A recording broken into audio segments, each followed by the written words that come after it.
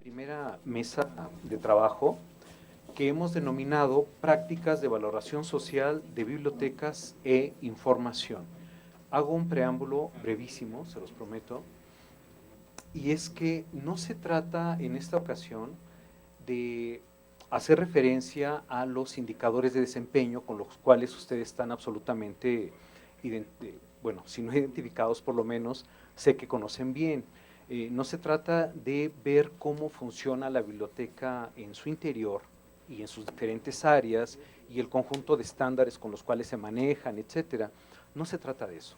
Se trata, como han visto ustedes en la fabulosa conferencia que nos precedió, de poder entender la naturaleza del trabajo que hacen los bibliotecarios, que hacen las bibliotecas y la repercusión social desde la cual es vista, es observada, y sobre esa base recoger un conjunto de experiencias que quizás no han sido lo suficientemente sistematizadas y puestas en común, o dicho de otro modo, no se ha escrito lo suficiente para hacer ese tipo de análisis y de nuevos estudios.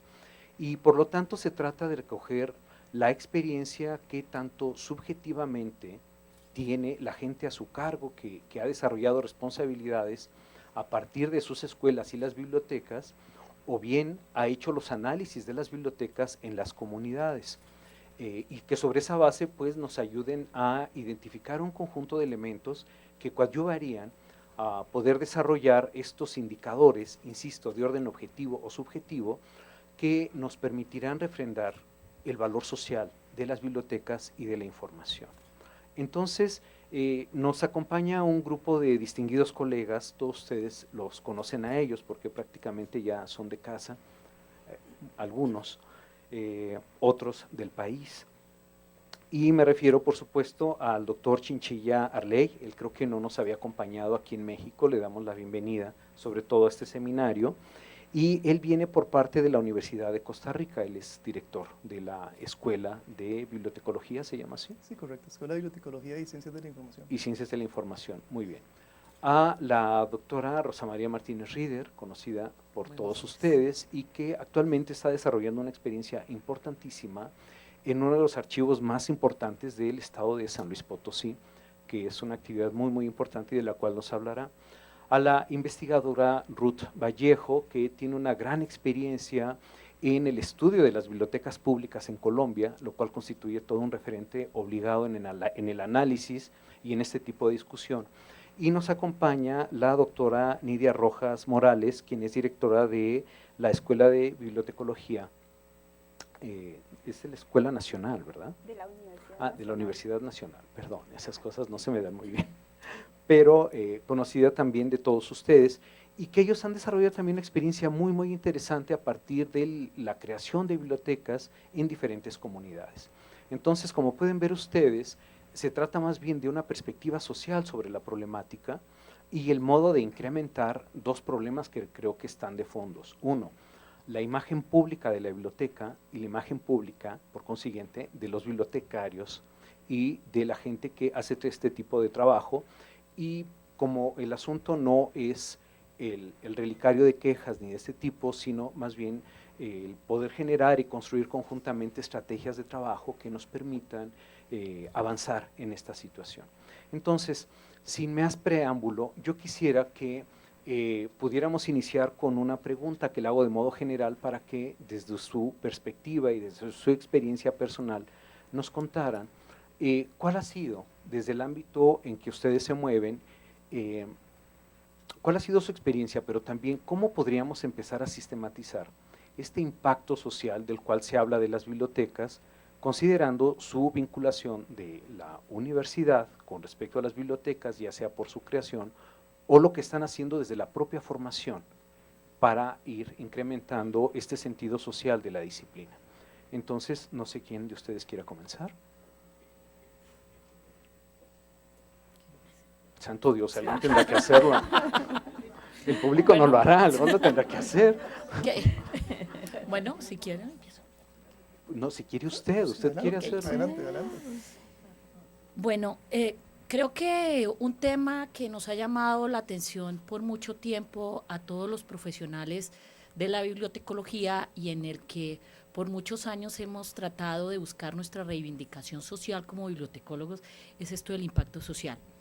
Medir no solamente el impacto social, tanto de la profesión como tal, lo que es la bibliotecología para la sociedad, lo que son las bibliotecas, pero evidentemente también lo que es el profesional en el área.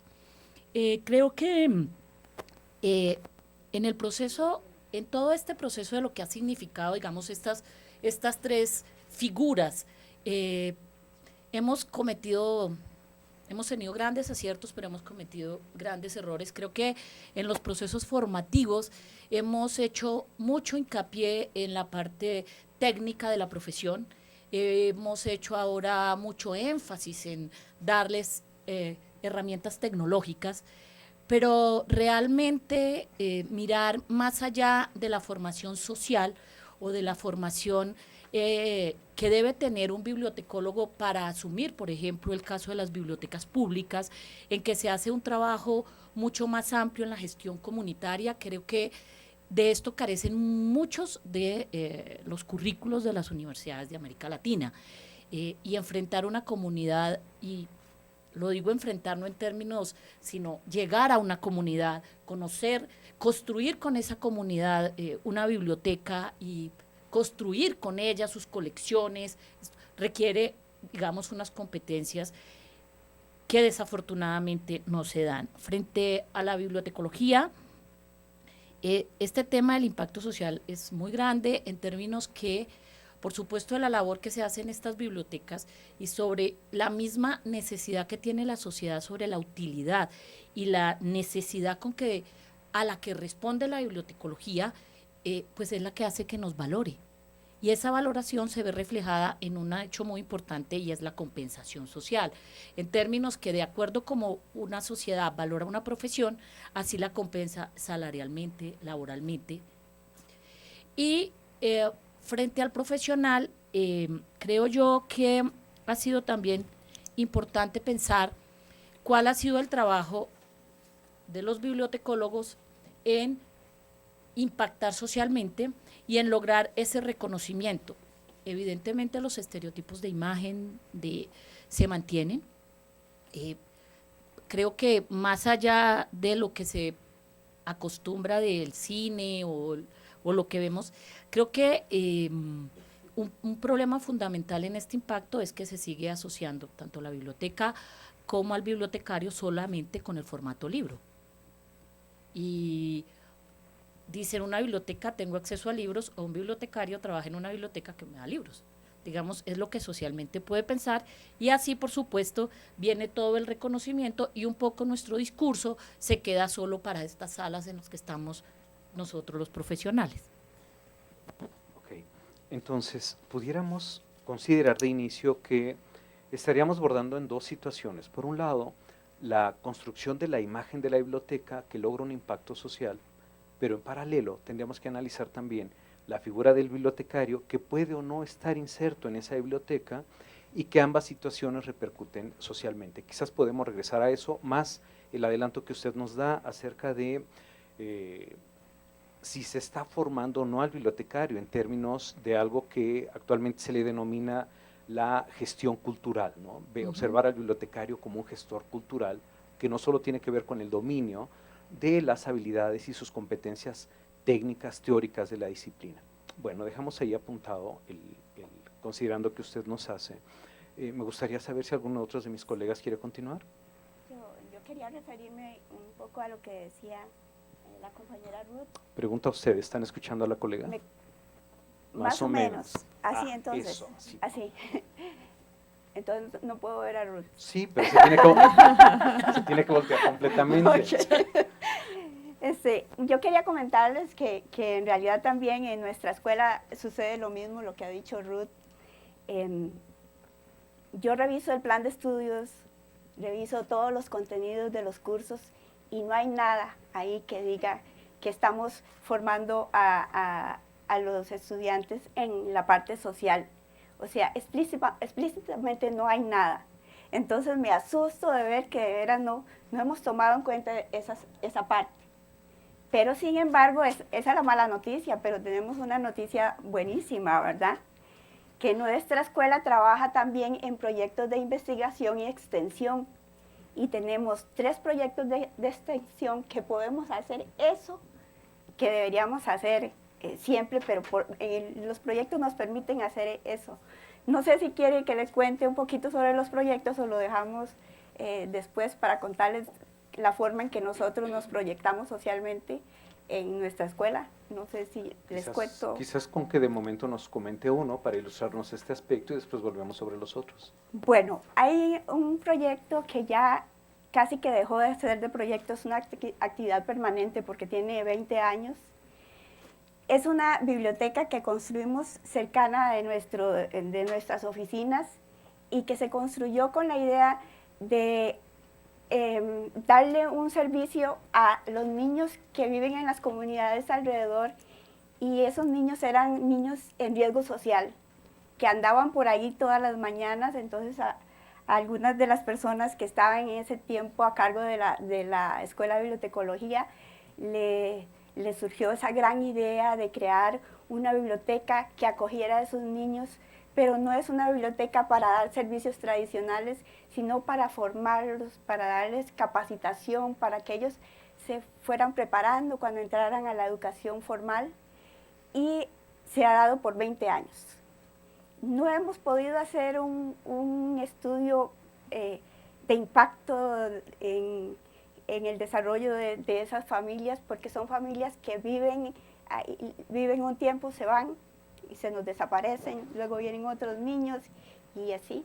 Sin embargo, sí hicimos un estudio, una tesis, unos estudiantes hicieron un estudio que yo dirigí, porque mi intención era ver cómo podíamos demostrar el impacto de esos talleres que da la biblioteca en esos niños, cómo cambió su vida en esos niños, pero no pudimos lograrlo mucho porque los niños que pudimos identificar en la educación primaria, que fueron nuestros niños en la biblioteca, eran muy pocos. Entonces identificamos como 8 niños, y siempre las investigadoras fueron a observarlos a las escuelas, fueron a ver qué competencias tenían, o sea, cómo el proceso de aprendizaje pudo haber sido mejor para ellos que para los otros que no habían asistido a nuestros talleres. Y sí, ellas demostraron que había una gran diferencia entre los estudiantes que estuvieron con nosotros en esos talleres y los otros estudiantes que nunca participaron. Pero no puedo decir que es un estudio de impacto de la información porque fue una muestra muy pequeña, pero sí pudimos demostrar que nuestro trabajo dio un gran beneficio a esos niños. Okay.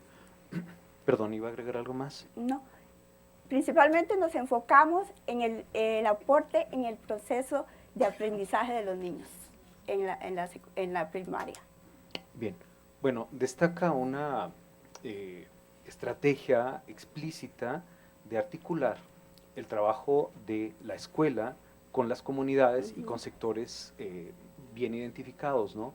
En su caso, doctor Ricardo, ¿cómo visualiza desde su escuela este trabajo de integración con las comunidades?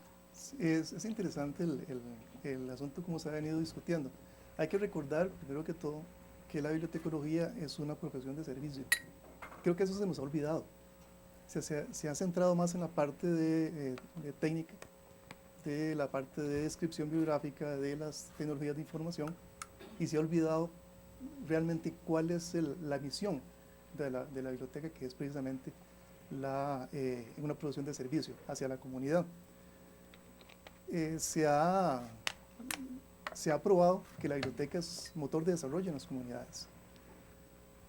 Y el bibliotecólogo tiene que no trabajar en la comunidad, sino trabajar con la comunidad. Eso es lo que tiene que hacer, integrarse con los demás. Y ya se ha probado, o sea, las bibliotecas en lugares deprimidos, socialmente deprimidos, han demostrado que producen un cambio social. Lo que tenemos que hacer ahora es precisamente medirlo, hacer una medición de impacto, una evaluación de impacto, para determinar cuál ha sido ese impacto. Porque la gente se empodera, la comunidad se empodera de la biblioteca y la siente como suya. Ahora bien, desde el punto de vista de la academia, de la escuela, particularmente de la universidad, hay que recordar que la universidad tiene que ofrecer una intervención finita en las comunidades. ¿Por qué? Porque la universidad lo que hace es un empujón en la comunidad y que después la comunidad se empodere, como les decía, de su biblioteca y continúe. Y para eso se desarrollan proyectos precisamente. Entonces la escuela trabaja por medio de proyectos, distintos proyectos de acción social, proyectos de trabajo comunal universitario, proyectos de investigación y docencia. Entonces de esta manera es como la escuela ha participado precisamente o ha intervenido en las comunidades y sobre todo en los proyectos de trabajo comunal universitario que son precisamente el enlace entre universidad y comunidad. Muy bien, me llama la atención un elemento que destacas y es este sentido de intervención que tiene la disciplina, porque en efecto eso es relevante. No es simplemente, no se trata de una disciplina bibliotecológica que desarrolla modelos teóricos, simplemente como en otros ámbitos, como puede ser la matemática o la física, que en investigación pura se desarrollan modelos con un sentido abstracto y es probable que en algún momento tengan o no una aplicación.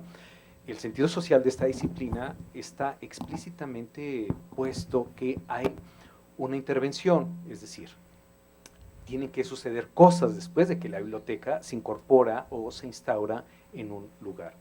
Pero vamos a revisar otra experiencia que también me parece muy interesante, que es ya no el caso de la escuela que interviene a través de las bibliotecas que logra crear e integrar a las comunidades, sino de estas instituciones bibliotecarias, estas instituciones que resguardan patrimonio y que en sí mismas poseen un valor por los documentos históricos que resguardan.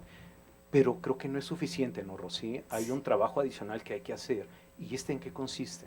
Bien, pues muy buenos días a todos y yo pues quiero agradecer la invitación del Instituto de Investigaciones Bibliotecológicas y de Información para participar en este coloquio. Bueno, con relación a las cuestiones de patrimonio bibliográfico y documental, pues nosotros sabemos que ya se han planteado teóricamente muchos problemas, muchas quejas que hay para la conservación de estos fondos y creo que ahorita ya estamos en un momento en que ya hay que tomar acciones, hay que compartir, digamos, esos casos de éxito o esos casos donde nosotros vamos coadyuvando con una semillita a mejorar ese tipo de problemáticas. Aquí es una cuestión interesante porque una cosa es la teoría y otra cosa es la práctica. Es decir, cuando nosotros sabemos en la teoría, nos dicen está el problema 1, el 2, el 3, y cuando llegas y te enfrentas a toda esa problemática, es cuando viene aquí la puesta en práctica de un proyecto, de priorizar y todos esos aspectos, ¿no? Y aquí la cuestión también es que en este mundo ya tan pues, globalizado, con tantas tecnologías, los chicos sí necesitan, los bibliotecólogos, pues además de esas competencias genéricas, competencias muy específicas para la protección y la salvaguarda. Ahora, por otro lado, como tú mencionabas, más allá de la comunidad de investigadores, por ejemplo, en historia, que es a quien se da servicio en primer término, pues los bienes bibliográficos y documentales son de todo el mundo, son de los ciudadanos de todo el mundo y bueno, allí también hay que crear estrategias para que pues desde los niños, los jóvenes y diferentes públicos accedan, ¿verdad?, a este tipo de libros, de documentos, de fondos, de colecciones, pues simplemente ya no solo a lo mejor con motivos de educación, sino también de recreación, o sea, crearles sentido, crearles significado, una motivación para que pues empiecen ellos a construir conocimiento, a informarse sobre estos temas, ¿no? Simplemente, por ejemplo, a un niño quiere saber qué pasó el día, el mes y el año en que tú naciste o que fue tu cumpleaños número 5, etcétera. Entonces esas estrategias de cómo lograr que no solamente la comunidad de investigadores, sino otros sectores sociales, ¿verdad?, utilicen y saquen provecho de esto. Ahora, las bibliotecas con fondos patrimoniales, pues tienen una diversidad, una gama, donde el desarrollo va desde muy lento hasta muy sofisticado, dependiendo de los recursos que se tienen, pero lo importante es estar talachando cada día, ¿no?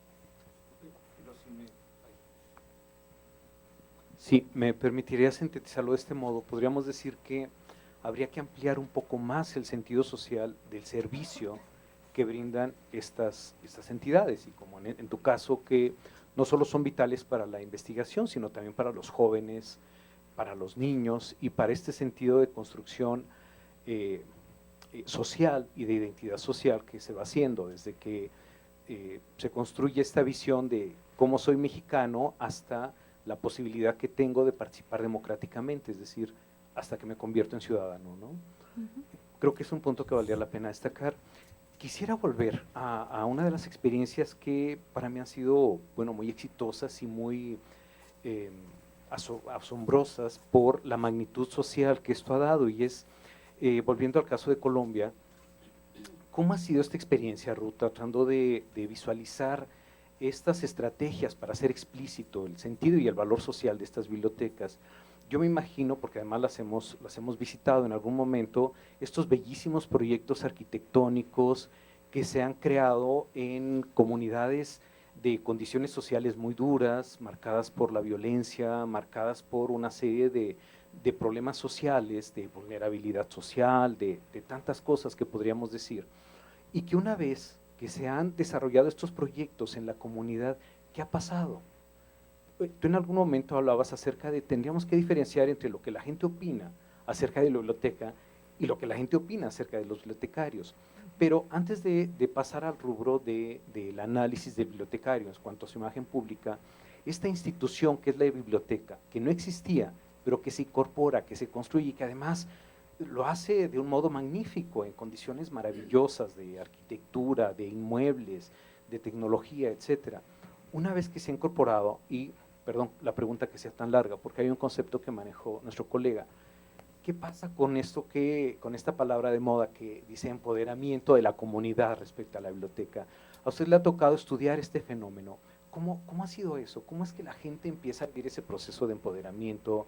¿Qué pasó las primeras ocasiones que veían estos monumentos arquitectónicos tan hermosos, de los cuales la gente de ahí tenía poco o nada que ver, ¿no?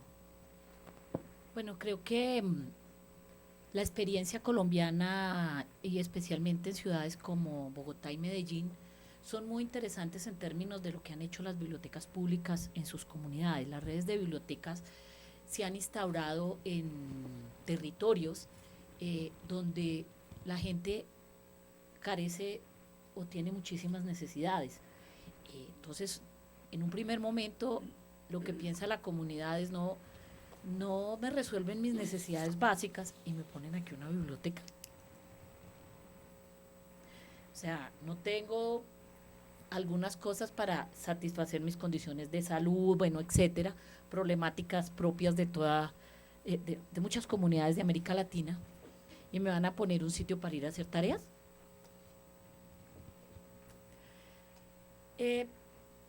Todas estas, digamos, todos estos juicios que en un primer momento llegaron a tener en muchas de los sectores donde se hicieron las bibliotecas, también tuvieron otro impacto muy grande, y es que además que llegan en un territorio así, se hacen edificios con unos ambientes y con unos diseños arquitectónicos del otro mundo.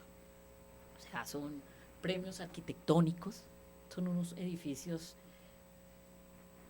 y entonces tú puedes ver el edificio, un gran edificio, una gran construcción, en una comunidad muy pobre. Eso es otro elemento que impacta. Entonces tú dices, bueno, pero ¿por qué les haces esto? Y empiezas a pensar, bueno, ¿por qué las personas no tienen derecho a unos grandes espacios, a unos espacios lujosos para hacer una actividad en la que pues tiene que divertirse o aprender o hacer 1000 actividades. Creo que en ese proceso tuvo éxito, por otra parte, en Colombia, el hecho de que las bibliotecas fueran incluidas en la agenda política. Es muy común oír a nuestros candidatos hablar de que van a hacer bibliotecas o que van a proyectar las bibliotecas. Y esto evidentemente tiene una reflexión importante, y es que tal vez hace muchos años en Colombia a un alcalde en Bogotá se le ocurrió que no le iba a dar presupuesto a la red de bibliotecas públicas de Bogotá. Y la gente ya ha apropiado la red de tal manera que la protesta fue tal que sí, salió a los medios de comunicación a decir que había sido malinterpretado, que eso. Entonces, y significa que la gente se ha apropiado de ese espacio. Ahí, esto, por supuesto, viene de un trabajo, se hace acá, se hace el edificio lindo, y ahora, ¿qué? Ahora, ¿cómo vamos a funcionar? ¿Y qué vamos a hacer para que la gente venga? Porque hacerlos entrar en espacios donde seguramente miraban y decían, aquí, con semejante edificio, esto nos van a cobrar. Seguro esto no es gratis. Y tenemos un caso, digamos, en Bogotá muy importante al respecto, y es de la Biblioteca Pública El Tintal, que es muy relevante en el hecho que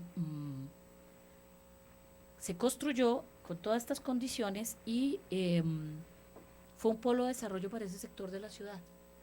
Ahora es un sector con un desarrollo urbanístico grandísimo que jalonó la biblioteca, porque incluso la biblioteca fue hecha en un lugar donde se hacía, era un depósito de basuras, ¿sí?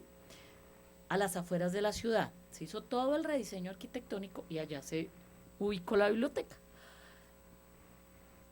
Y de ahí en adelante el sector mejoró considerablemente. Ahora es un gran sector de la ciudad, un polo de desarrollo de la ciudad, y la biblioteca vive todo el tiempo llena. Bien, pero entonces, ¿cómo se hizo? Bueno, ¿y qué quiere la comunidad?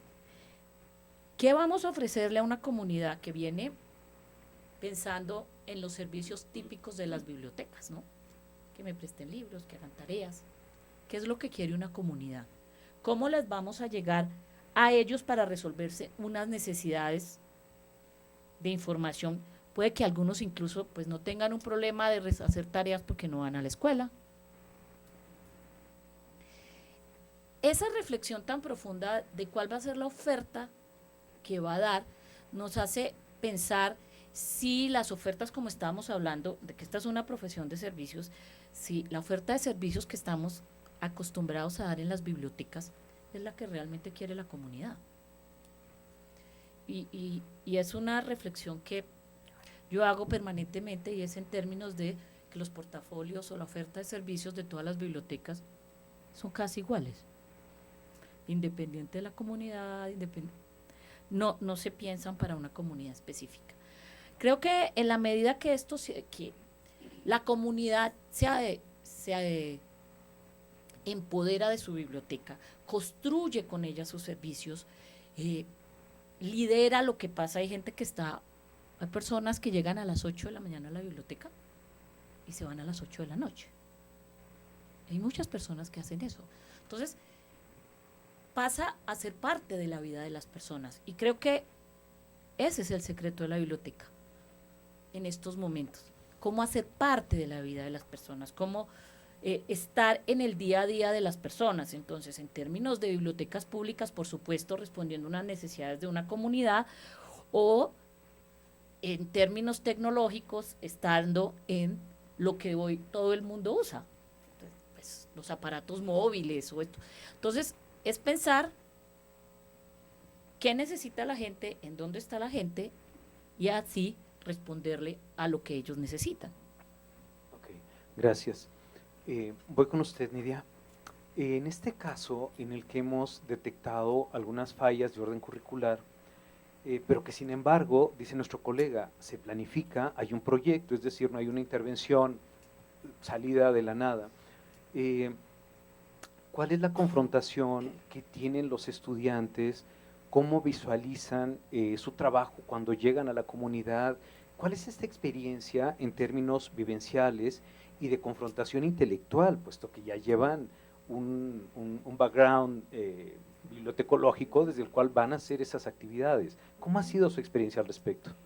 Bueno, este proyecto, el primero que les mencioné, porque tengo muchas ganas de mencionarles el otro. Mencione su segundo proyecto. Es mucho más interesante, pero este primero es una biblioteca, digamos, es un edificio y los chiquitos de las comunidades vienen, no se dan servicios tradicionales, son talleres de formación y recreación y se preparan para cuando entran al sistema escolar, se preparan para muchos tipos de situaciones, de necesidades que ellos tienen por ser una comunidad, digamos, de bajos recursos, que los papás están fuera, que los chiquitos están ahí solitos y que lo que hacen andar es ahí en las calles, en peligro, ¿verdad?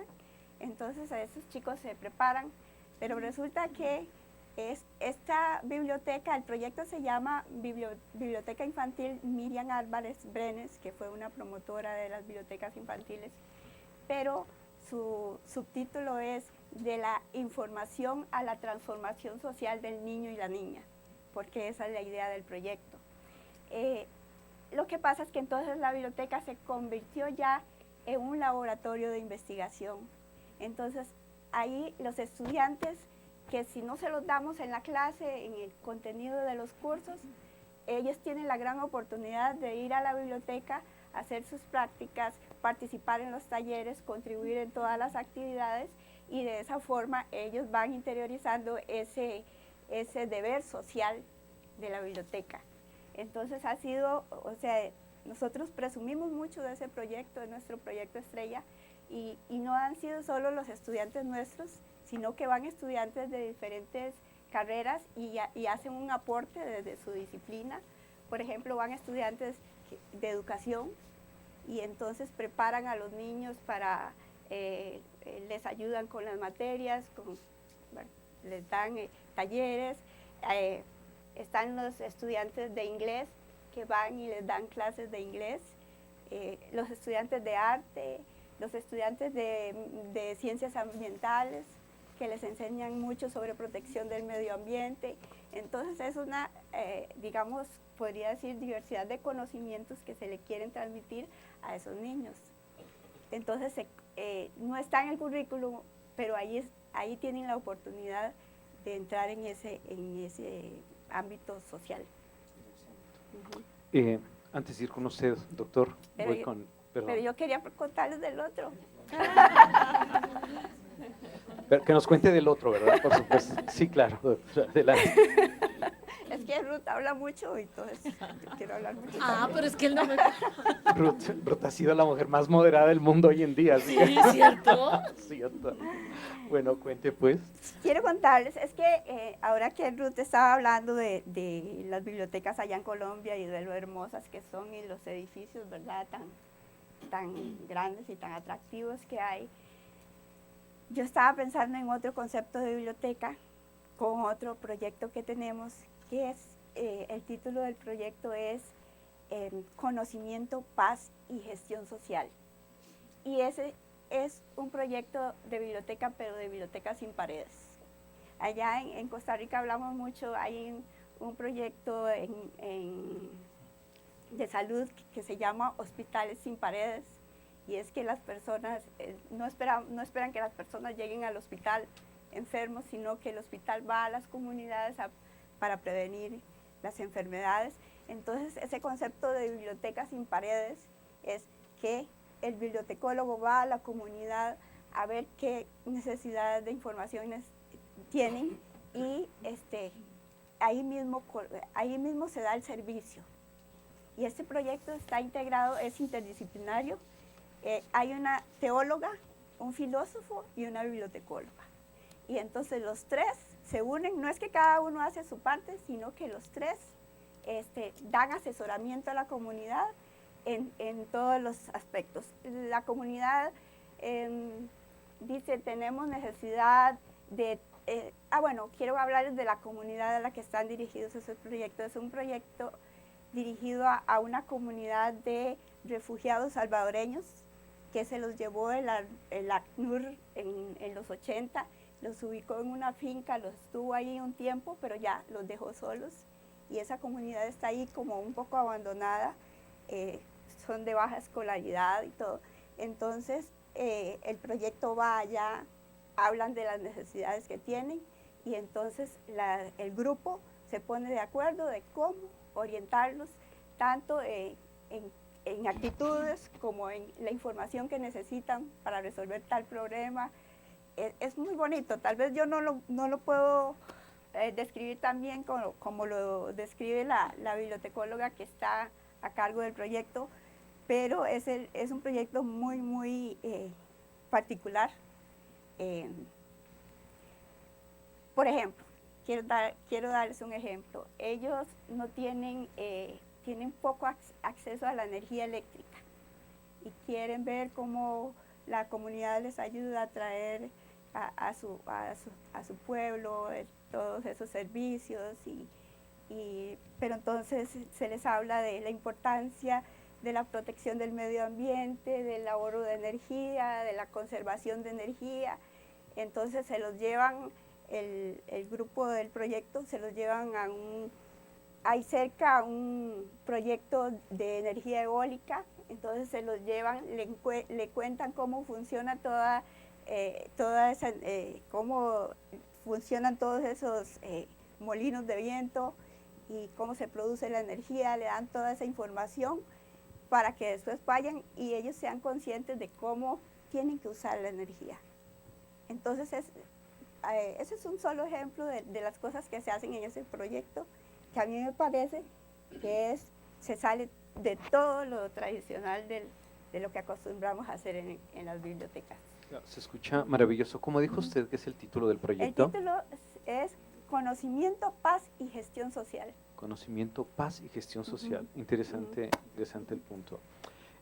Decía, doctor, que antes de ir con usted, Rosy, hay un claro ejemplo aquí de cómo se puede ir innovando, ir abriendo esta esfera de intervención por parte de la biblioteca, de los bibliotecólogos, en un trabajo interdisciplinario que es esencial e imprescindible en nuestros días, ¿no? Es decir, esta idea de que el bibliotecólogo trabaja de modo aislado, en fin, y únicamente hacia el centro, digamos de modo centrípeto, respecto al conocimiento bibliotecológico, bueno, creo que empieza a caer de suyo y este es un magnífico ejemplo.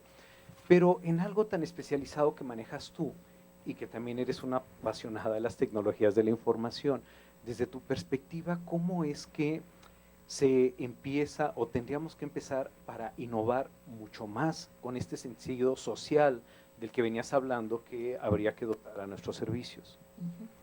Bien, bueno, entre los retos que enfrentan las bibliotecas que tienen que ver con el patrimonio, pues es en primer lugar el incremento de espacio, ¿verdad? Porque pues reciben los libros, los documentos y además también pues por ejemplo las donaciones de pues personajes que han tenido una importancia en la vida política o económica o social, en este caso por ejemplo del estado de San Luis Potosí.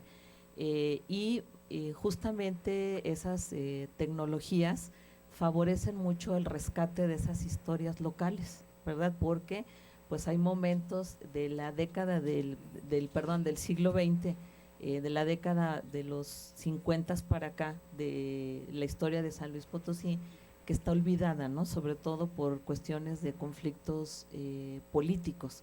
Entonces, bueno, esa es una forma, ¿verdad?, de que pues todos los ciudadanos nos apropiemos de esas historias, que a través de las bibliotecas de estas personalidades nosotros podamos saber qué leyeron, ¿verdad?, cómo esas lecturas influenciaron sus proyectos políticos o ideológicos, después qué hicieron ellos, qué construyeron ellos y cómo impactaron a las sociedades, ¿verdad? Pues por ejemplo, en este caso decimos del estado de San Luis Potosí.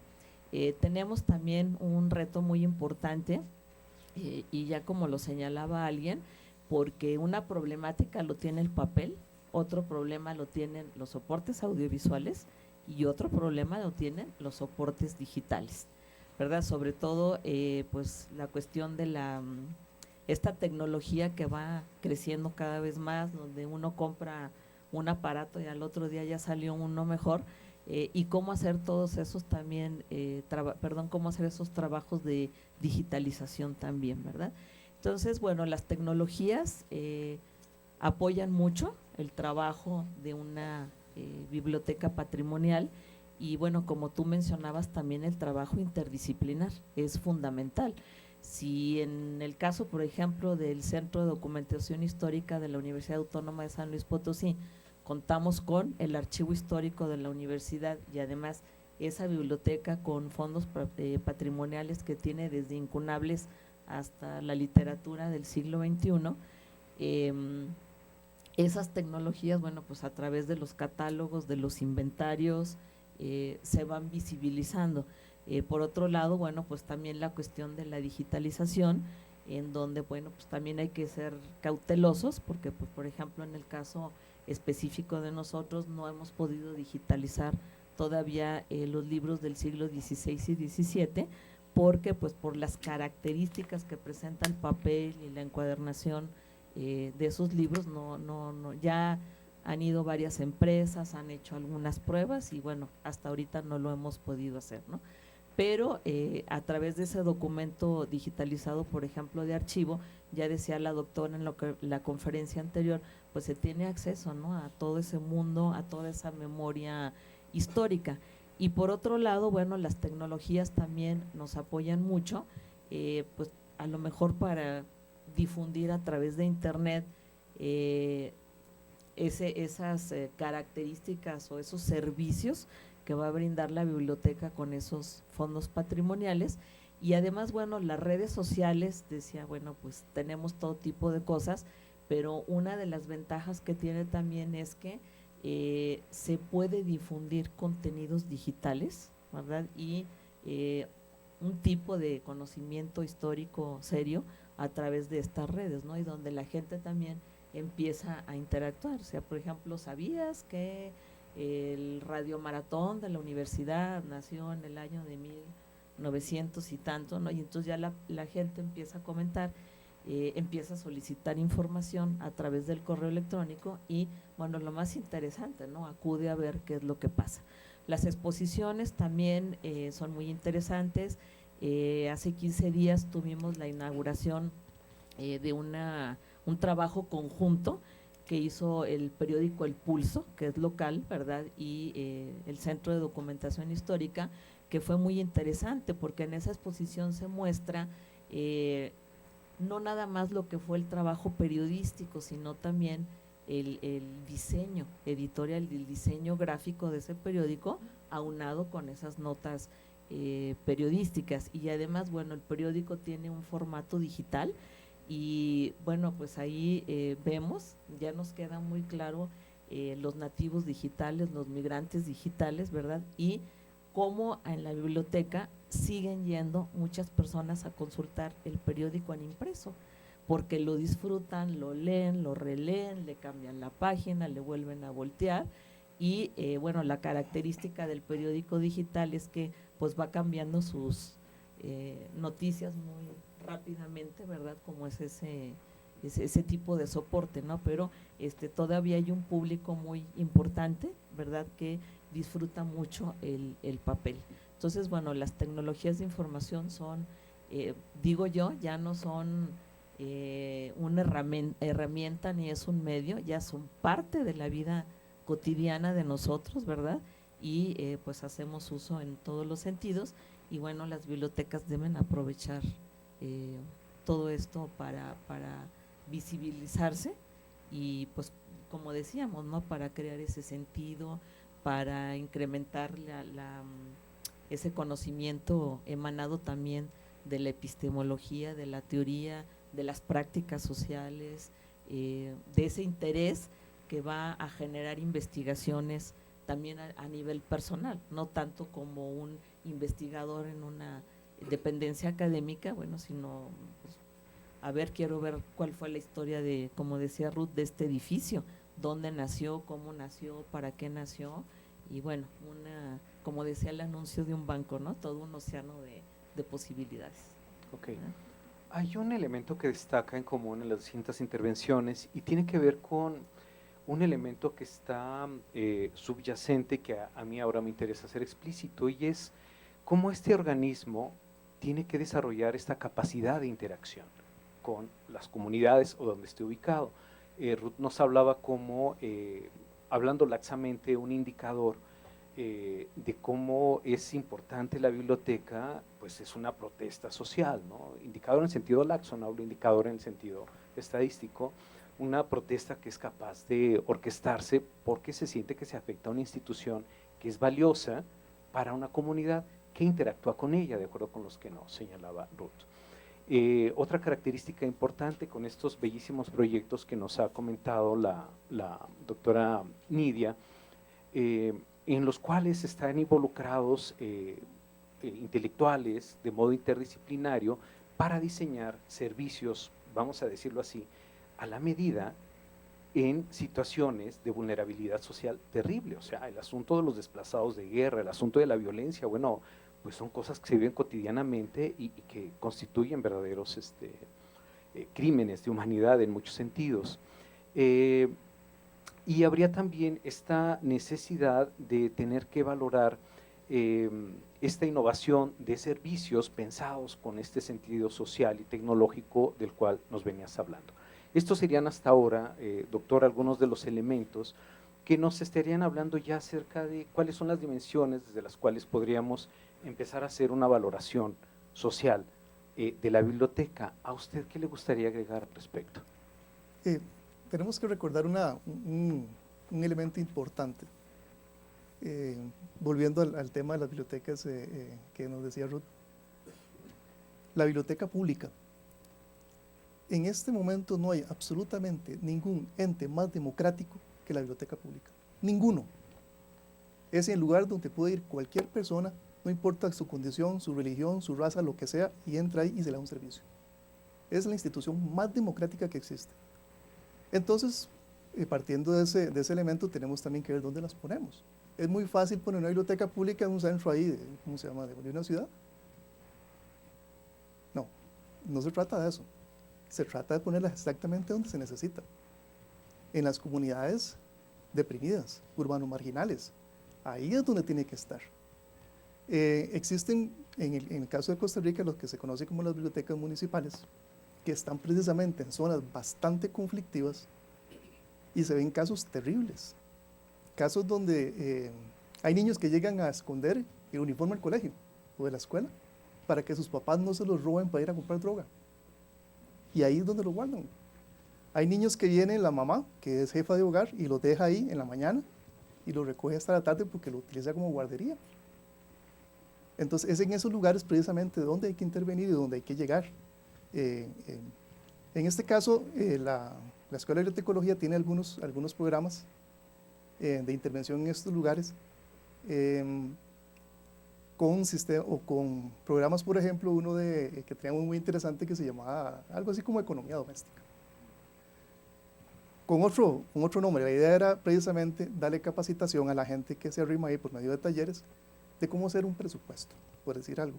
Porque tienen un pequeño abastecedor o porque, qué sé yo, pero no saben cómo manejar un presupuesto. O porque tienen una pequeña empresa que hacen tejidos, pero no saben cómo comercializarlo. Entonces les ofrecía un taller de cómo precisamente comercializar esto, cómo hacer un inventario, cómo hacer un presupuesto, algo muy sencillo para poder ingresar y tener en el mercado y tener algún ingreso. También tenemos proyectos de alfabetización lectora, no tanto alfabetización informacional porque eso, ¿cómo se llama?, ya está requete superado, sino alfabetización lectora, porque la gente ya no lee, son los neoanalfabetos, como se denominaba. Entonces, volverle a enseñar a la gente precisamente el sabor de la lectura. Entonces hay que ir de la mano con una comunidad sabiendo qué es exactamente lo que necesita, qué es lo que quiere. Recuerdo un caso muy interesante de una biblioteca donde los muchachos llegaban afuera de la biblioteca y comenzaban a tocar ahí unos tarros y qué sé yo. Entonces anteriormente la bibliotecaria que anterior llegaba y los quitaba, que hace mucha bulla, qué sé yo. La que vino posteriormente, lo que hizo fue que los atrajo, vengan acá, ingresen. Se formó una banda dentro de la biblioteca. Y en este momento es uno de los centros de enseñanza de música y artes más grandes que tiene el país. Es una cosa sumamente interesante. Entonces, la biblioteca tiene que tomar el pulso a la comunidad, saber exactamente qué es lo que requiere y cuáles son los servicios que tiene que darle. Precisamente en eso nosotros nos dirigimos con proyectos de investigación, con proyectos de trabajo final de graduación. Tenemos algunos de biblioterapia, teníamos algunos interesantes sobre intervención en la Biblioteca Carmen Lira, que está en una de las zonas más conflictivas que hay en el país, con talleres a la gente precisamente de este tipo de que no le tenga miedo a la policía, por ejemplo, porque hay gente que llega a la policía, entonces que es un servicio, que están ahí para ayudarles y qué sé yo. Entonces son cosas sumamente interesantes. Y también algo que se denomina iniciativa estudiantil, que son los mismos estudiantes que proponen un proyectito. Y tenemos el caso de unas muchachas que propusieron un centro de información en una unidad en una zona agrícola, que se denomina Tierra Blanca, en Cartago.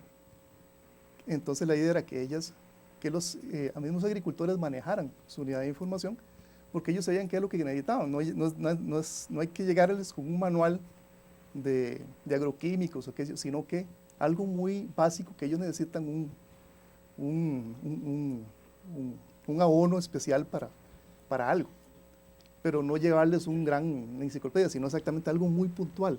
Entonces ellos mismos saben qué es lo que quieren. Entonces ahí se desarrolló y ahí está en este momento funcionando el sistema de información de esta comunidad. Entonces tenemos, como les decía, diferentes proyectos de investigación, de acción social, de trabajo final de graduación, de trabajo comunal universitario, pero enfocados en ese sentido, de que en las comunidades realmente que lo necesitan, y que son proyectos, insisto, que son finitos, tienen un principio y son un fin, porque la misma comunidad es la que tiene posteriormente que continuarlos, porque si no, entonces volvemos al mismo ciclo de que me lo dan todo y que sí, a mí me lo dan porque yo soy pobre, entonces yo me quedo ahí y no hago nada porque siempre lo sigo recibiendo. No se trata de eso. Se trata de que la misma comunidad, por medio de su esfuerzo, surja y se desarrolle. Y las bibliotecas son exactamente eso, son polos de desarrollo en las cuales se va alrededor creando desarrollo. Por eso es que insisto en la necesidad de evaluar precisamente el impacto de las bibliotecas en la comunidad, que considero que debe ser bastante grande. Y también tenemos otro proyecto que estamos precisamente negociando, que es la de cobertura de servicios. O sea, ¿cómo determina uno realmente si hay realmente cobertura en distintas comunidades? Porque generalmente, ¿cuál es la razón de poner una biblioteca? Porque hay mucha comunidad, hay mucha gente ahí, entonces ponemos una biblioteca. Pero realmente, ¿cuál es la población que se está cubriendo? Entonces eso se puede definir por medio de sistemas de información geográfica, por medio de mapas georreferenciados. Podemos determinar exactamente en una biblioteca qué población está cubriendo, y no solamente eso, con el censo de población podemos determinar también las condiciones de vida de esa comunidad, y si realmente la biblioteca que está ahí funciona o no funciona, o si deberíamos correrla para otro lado. Entonces más o menos por ahí estamos también trabajando en esa línea. Sí, gracias, Ricardo. Además de que me ahorraste el resumen del trabajo que hemos hecho, me gustaría ahora preguntarles a ustedes. Ya escucharon diferentes modos de entender y de vivir la problemática. Si quisieran hacerle alguna pregunta muy puntual, les rogaría que fueran preguntas muy puntuales a nuestros colegas, porque estamos con unos cuantos minutos para cerrar la mesa. ¿Sí? Catalina, claro. Micrófono. Bueno, a mí me interesó esta última intervención de Ricardo. Todos estuvieron muy bien y muy bonitas las experiencias que nos han contado, pero me saltó de pronto un problema, porque en realidad cuando uno crea esos ambientes en las bibliotecas y los grupos se integran, luego hay mucha gente que hace de eso su vida. Entonces, como que estos grupos tienen que tener movilidad, tienen que entrar y salir. Entonces, ¿cómo se hace cuando hay una permanencia de un grupo en una biblioteca o de personas? ¿Y cómo haces para que esa persona vuele? Un tanto como tú dices, bueno, los hijos los preparamos para la vida, les tenemos que dar alas. Nosotros en la biblioteca también tenemos que preparar a la gente para que tenga alas y para que salga. Pero yo lo que he notado es que cuando hay este tipo de programas, sí hay grupos que se mantienen, que se quedan, que se agarran de la biblioteca como un modo de sobrevivencia emocional. Entonces, ¿cómo hacer para que estos tengan movilidad? Bueno, eso es una pregunta sumamente interesante, ¿verdad? Habíamos hablado, Ruth y yo, por cierto, precisamente, de la importancia de la formación en gestión comunal, que no la tienen, los bibliotecólogos no la tienen, no son gestores comunales. Los forman, como insistíamos, en la parte puramente técnica, en tecnología de información y qué sé yo, y los tiran ¿a dónde? A una comunidad, y ellos no son gestores comunales. Entonces, precisamente, hace falta en el currículum parte de la formación en gestión comunal para manejar este tipo de grupos, precisamente. Muchos sí, como ustedes entran y salen, otros se aferran a la biblioteca. Hay casos bastante interesantes de gente que comienza jovencita y terminan al final viejito, ¿no? Podemos hacer un estudio transversal ahí de, ¿cómo se llama?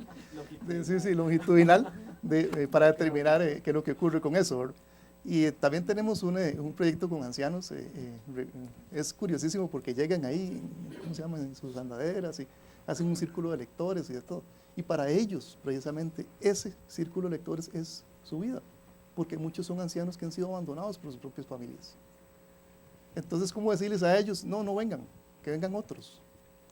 Es muy difícil esa situación.